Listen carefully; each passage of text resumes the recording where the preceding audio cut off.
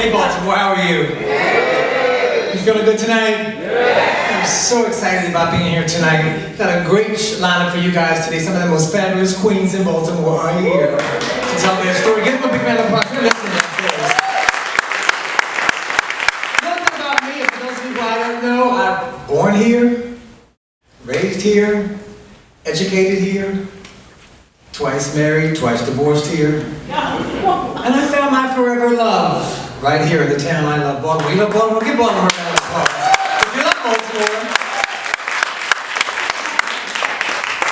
I grew up the youngest of 17 children in a small house in West Baltimore. 9 girls, 8 boys. 17 children in a small house. My parents, and of that 17, I gotta say 15 college graduates.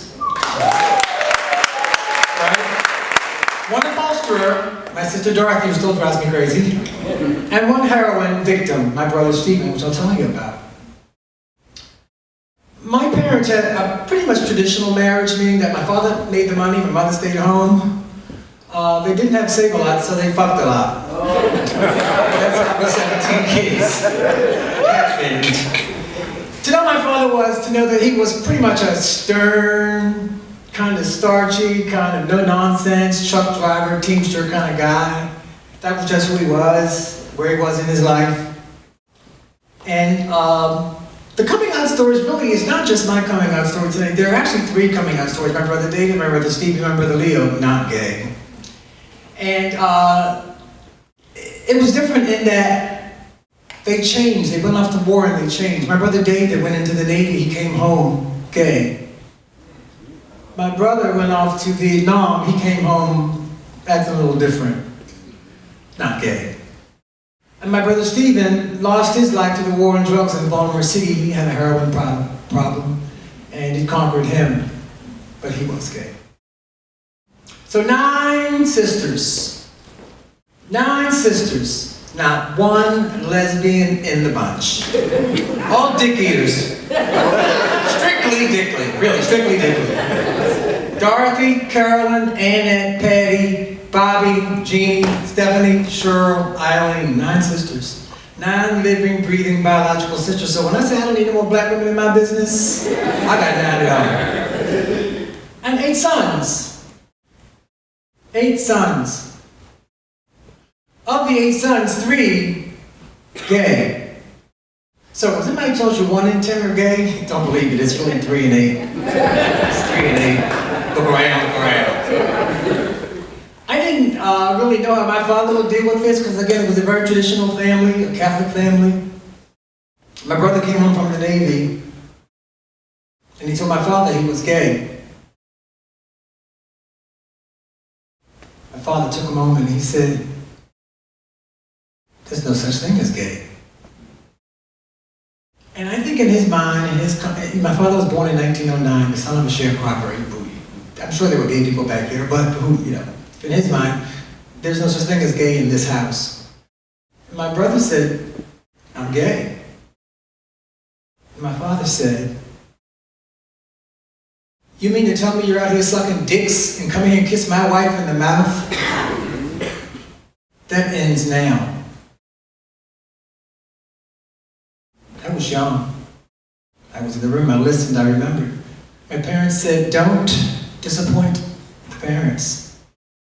Don't embarrass the family, don't disrespect the community." 3 rules. That thing scared me so bad, I ran off and got married. True shit. Marriage didn't last, of course. I remember my dad telling me, "Don't marry that girl. Don't marry that girl." And I cried, "Daddy, I love her. But I love her so much." What I loved was the pussy was good. Was.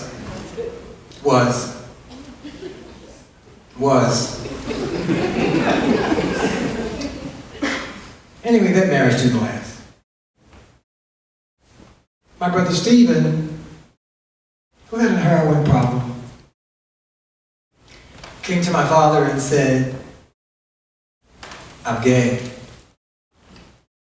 My father scratches it, I would imagine at this point, says, okay, now I got 2 of these. And he says, you're what? Almost like, what the fuck, but what the fuck wasn't out yet, so you couldn't say what the fuck. My father just went, huh? And he said, yeah, I'm gay. And my father said, you mean like a punk? No. You mean like a sissy? And my brother Stephen said, yeah. I went off and found the prettiest white girl I could find and married her. True shit. We stayed together for 5 years. Didn't work.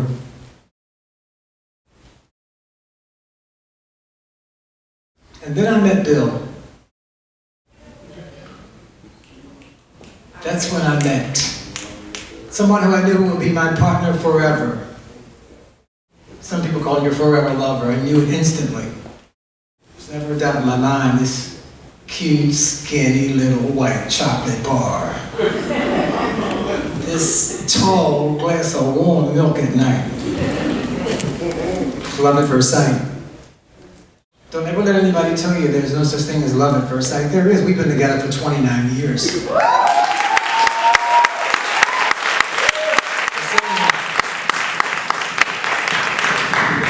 Coming out's not easy. I saw what my brothers went through. I didn't want to go through the same thing. My mother had met Bill. She'd been introduced as my roommate. You all know about that, right? My dad was going to be a harder sell. I remember it was a cold March morning. Went to my parents' house, and my mother and father were back in the kitchen. My mother was always stirring a pile of swamp seed, rice, white rice. My father's from South Carolina, so there was always white rice in the house. My mother's stirring a pile of rice. Bill and I come in. For some reason it was cold. Bill had either short sleeves or no sleeves, as I remember it.